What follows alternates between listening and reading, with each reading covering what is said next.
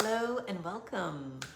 My name is Elke Feuer. I'm an author and a fiction book coach, and I'm just another author on their own journey trying to help as many writers along the way as possible.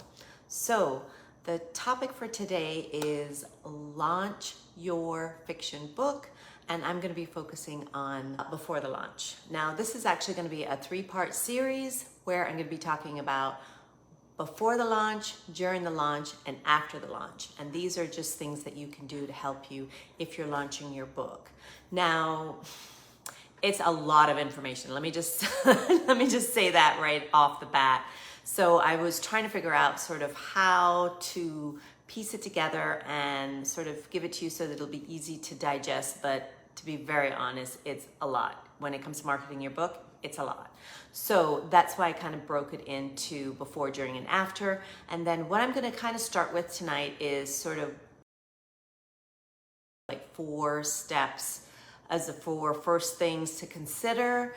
And then I'm going to sort of weave in the other stuff, because those are things that you can kind of pick and choose what you want to do. Just a little bit of advice as you're watching the video and hearing all of the things. It's really tempted when it comes to marketing your book to want to do all the things or feeling so overwhelmed that you don't do anything.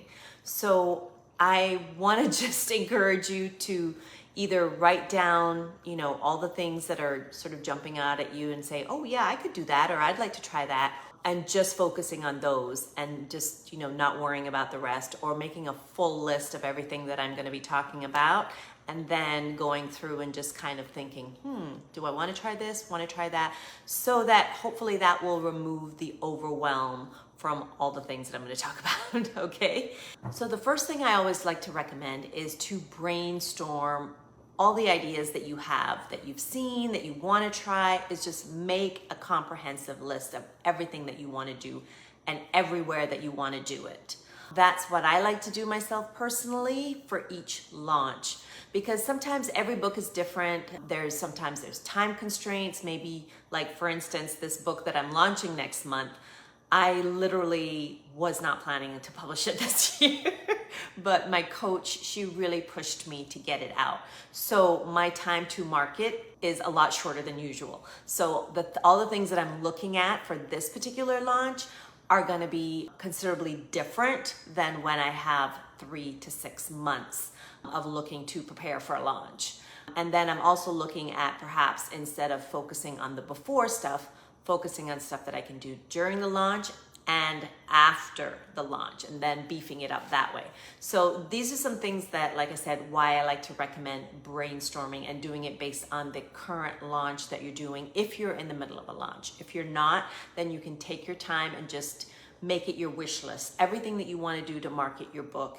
And the next thing that I always like to say is to look at it and just say, once you brainstorm all the things you want to do, look and say, okay, what is feasible right now with this book and in the time frame that you have?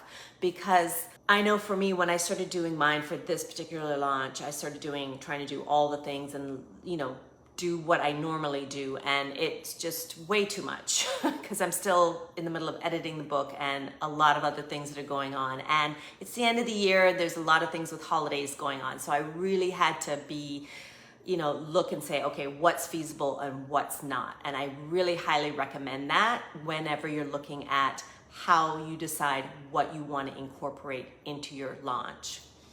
The next thing that I actually suggest do is looking at, if you don't already have one, is to have a reader magnet, or looking at something that you can use as a reader magnet to help you to grow your email list. Now, that is something that I am doing this time around as a way to increase my list so that I'm having more people to sell my book to, or to promote my book to, I should say. And they're already, in a sense, a warm audience instead of starting from cold. So if you don't have a reader magnet, don't stress about it.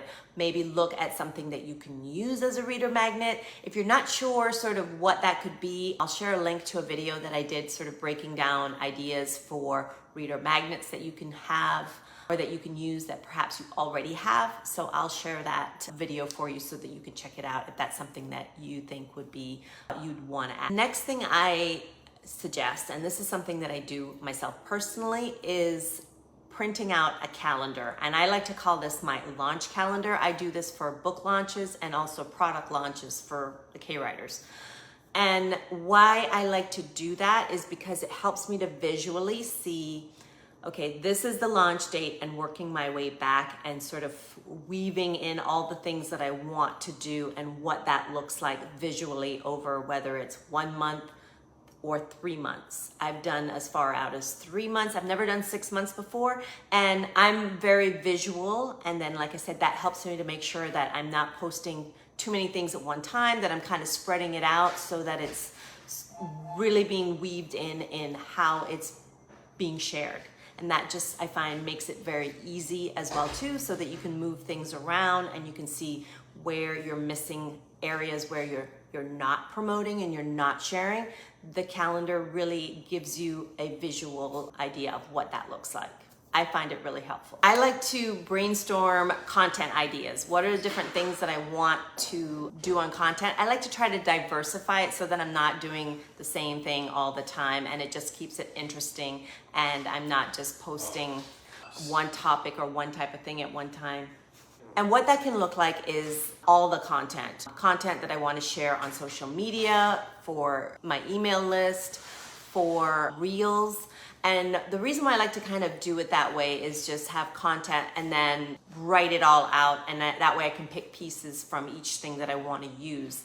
I tend to start with like emails because those tend to be longer, and then look at pulling pieces that I can pull for those for just content posts or reels. That's a process that it helps me. That's just how I do it, and it's really helpful. Once I do that, then I also start thinking about images. What I do is whenever I see, I like to follow a lot of different authors in different genres and on their social media pages, whether that's Instagram or Facebook. And whenever I see a promo image that I like, that's something that's interesting, unique, I save that image. And that's what I send to my VA, which is virtual assistant, or PA, personal assistant, to create those images for me around my book with my brand, my colors, all of those things. Or it may give me an idea of, or give her an idea of interesting images to make. So that is what I do, because that just saves me having to brainstorm and create things myself. Although, because Canva is fantastic, but it doesn't have things specific for authors, at least not that I've seen. So that is one way that I like to go through and sort of, I collect those so that when I'm ready to actually create them, then I just say, oh, can you create, I'm very specific, 5 images for this, 5 images for this, or 2 images for this. I use different things, like I'll have Facebook headers, I'll have Facebook posts. If you're on Pinterest, all those different sites that I want, and then I will send her here are some ideas of what I'm looking at and what to create. And then if she needs, like on some of the images, she needs context or text.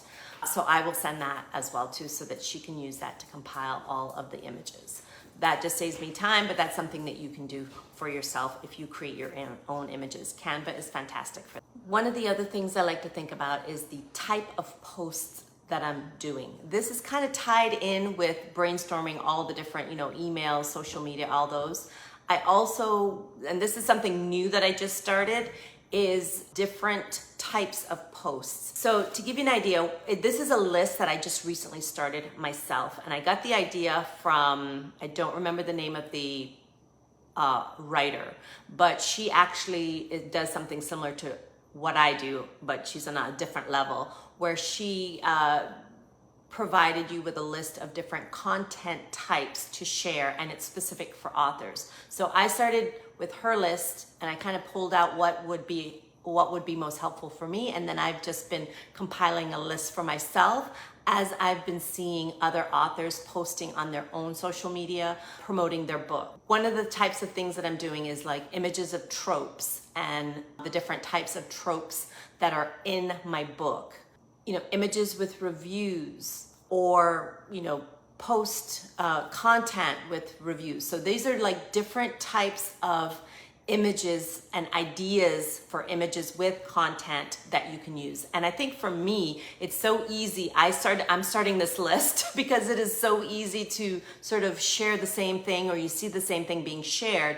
And I'm just like, well, you know, rather than posting sort of a variation of the same thing, let's mix it up. How can we mix it up? And that's when I started compiling this list, and I highly recommend it. And just really paying attention to what other authors, either in your genre or not in your genre. I find that it's better to go outside your genre sometimes, because I've found some amazing, I've got about 10 different things. So that is just an idea that for how you can help with promo ideas. As I mentioned, I am a huge advocate for spreadsheets. If you've been in this group for a while, you know that I talk a lot with my hands and I'm all about the spreadsheets for tracking stuff. And one of the things that I track on my spreadsheet is a list of reviewers. Now, on my email list, I also have a special list for people who are on my list who want to be reviewers and have said specifically they want to review my book. However, I also have reviewers who are bloggers or just who aren't necessarily on my list, but they're fans and they've reviewed my books in the past. So I keep that list, as well as mainly it's for reviewers. And what I mean by that, like people who are specifically book reviewers, they review all different kinds of books, because that list allows me to send out emails to them, contact them, and just say, hey, I've got this book coming out, would you be interested? And trust me, the last list that I had was like 50. I'm trying to get up to like 100, because the more that you have, then the more, because let's face it, out of that 100, maybe 5% or 10% will respond, so that you have sort of a running list of people that you have, because not a lot of times, some of them are really busy at the time that you're launching, so they're not able to do your book when you need it. Some of them are willing to do it later on. So that's why I like to have that list, so that I'm not sort of starting from scratch. I have that list that's going on, because let's face it, we're not going to remember the 100 of reviewers, and who wants to go on Amazon and try to, oh yeah, how do I contact them again? You'll drive yourself crazy. That's why I have the list. And of course, people will come and go on and off the list over the years. So, but that's just something that has been really helpful for me. And then I go through my Facebook page and I update that spreadsheet with anybody new. The next thing I do is I also have another spreadsheet that is what I like to call my outreach spreadsheet. Now this one's a little bit more complicated because it's basically includes podcasters, YouTubers, fellow writers, you know, people that I'm going to cross promote with, all of those things. I call this my outreach list. And this has all their contact information, everything on the spreadsheet. Is just, like I said, another way for me to track it. Now you can kind of combine those with the reviewers if you want. I like to keep mine separate for various reasons, but this list is really helpful, especially if you want to expand. This is a list that's growing for me. I have people that are on my wish list of whose podcast or YouTube channel that I would love to get on, that perhaps I pitch or haven't pitched, and this allows me to keep track of where I'm at with that stage.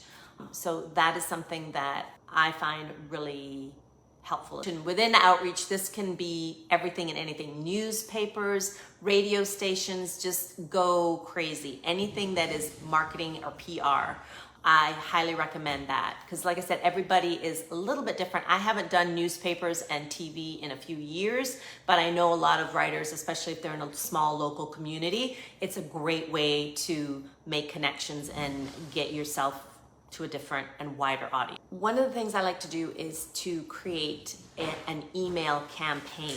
Now this can be for my own list as well as if I'm gonna cross promote. I like to actually write out that campaign, what it's gonna look like, sort of like a countdown to the launch for my email.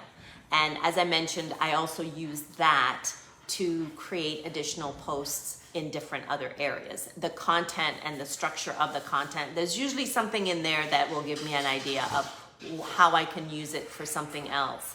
The other thing I do is a social media, what I like to call a social media campaign, which it's basically all of the ideas that you've had that you've brainstormed for reels, for social media posts, and different whatever social medias that you are. And I like to kind of start to compile that and figure out sort of how it's going to go as far as from now up until the launch. What does that look like? And this is where my launch calendar comes into place. From all the ideas that I've brainstormed and that I've put together and the campaign that I'm creating, then I put those on the calendar so that I know, okay, what's posting where each day. That is really helpful because it'll take away the craziness, and it'll also help you to schedule ahead of time if you use a scheduling software. Huge difference, so that you can just focus on responding to people who comment on the posts and engaging rather than just, oh my gosh, where do I have to post? I have to post here. Am I posting there today? It makes a world of difference. And it doesn't have to be a fancy calendar. I just use a calendar through Word that I printed out. I handwrite it. I start by handwriting it on. And then once I feel comfortable where everything is, then I go on and print it, put it actually on the calendar, and I print it out. You can keep it handwritten, whatever works for you. The other thing that I do during the before is I reach out to my reviewers and I say, hey, I send them the what you call ARC, Advanced Reader Copy. So this gives them time to actually read the book. I usually like to give at least a month. Some reviewers prefer to get it 2 to 3 months in advance. It just depends on how busy they are. So this is one of the things that I like to do, is to, at this point, send it out to them so they have enough time to read it. One of the things that I like to do that is a big fun thing, and it's kind of inside of the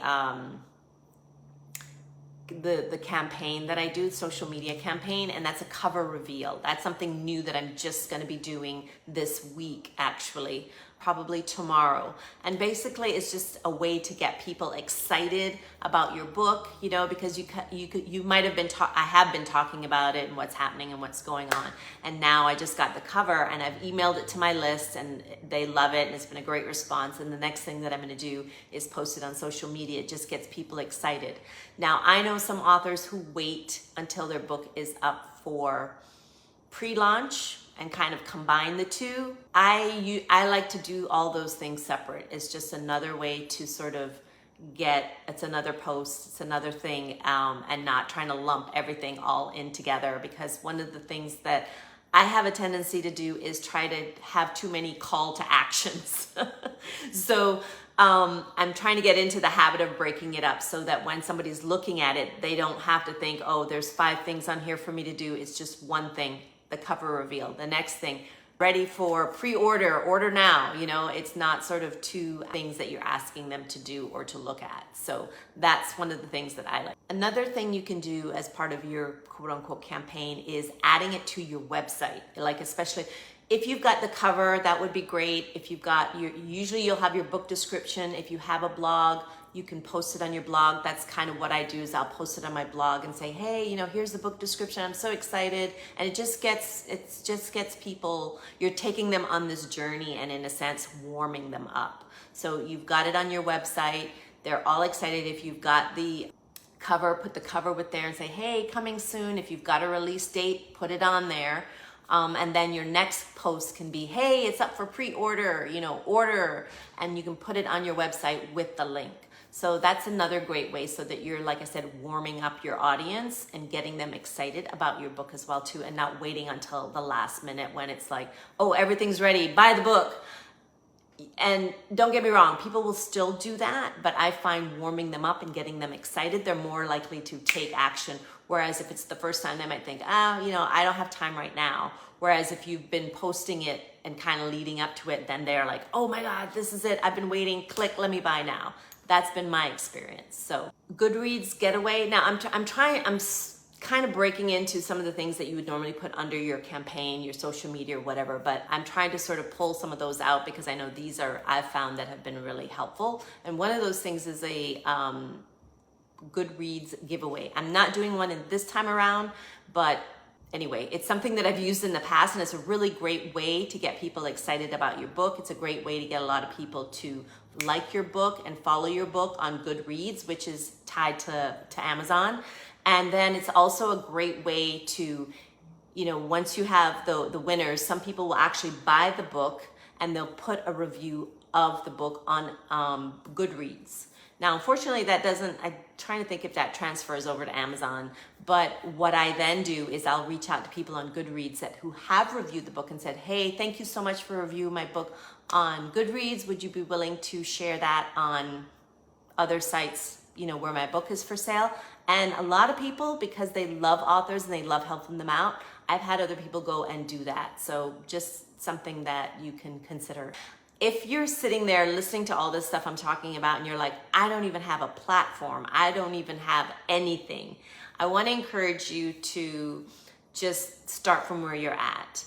If you don't have an author platform, I just did a video last week about the 3 phases of building an author platform, and I'll leave the link for that so that you can go and check that out for yourself. I really break it down from sort of beginning newbie to one book, what I call the one book wonder, and then sort of publishing fiend. So whether you're just starting out, you only have one book, or you've been publishing a while, these are things that I recommend for you to have as part of building your author platform. So like I said, if you're sitting there thinking, I don't even have a platform, and maybe you are in the process of writing your book, but you haven't gotten there yet, I want to encourage you to go and check out that video. One of the questions that I always get as well too, and I'm going to address that, is when do you start marketing your book? I always say yesterday or right now. A lot of writers think that, you have to you don't start marketing until after your book is out. And the truth is, the sooner you start, the better. Even if you don't have a book out right now, you're just writing your first book, start now, because the sooner you start, the better. The process of marketing your book and building an author platform takes a lot of time and a lot of energy, and it can be daunting. So trust me, the sooner you start, the better. And it's also a great way for you to learn some of these things that I'm talking about along the way and incorporate them along the way. And because it's a huge learning curve, there's a lot to learn. So it's the sooner you start, the better. And also just look at it that you're building your audience that you're going to be selling to. You're building your fans, you're building those people, you're building those relationships with them, so that you're not starting from scratch. Hey, I've got a book, and you're throwing it out, and then nobody really knows, or it's just friends and family. You've actually started to already connect with readers and build that fan base. So that is huge, because I started marketing my book, building an author platform, I think a year before my book was even published. And even after a year, I think I maybe had 300 followers on my Facebook page. That was the extent of it. And it still took me years afterwards, and I'm still building it because it's an ongoing process. So I want to encourage you, the sooner you start, the better. So if you have any questions, I forgot to mention that at the beginning of the video. If you have any questions about anything that I've mentioned, or perhaps something that you wanted to know about that I didn't mention, please post them in the comments, and I will be happy to answer them for you. Whether you're watching it live now or whether you're watching the replay, I will make sure to post it for you. So thank you guys so much for tuning in. I hope you found the information helpful, and I will see you in the next video. Bye.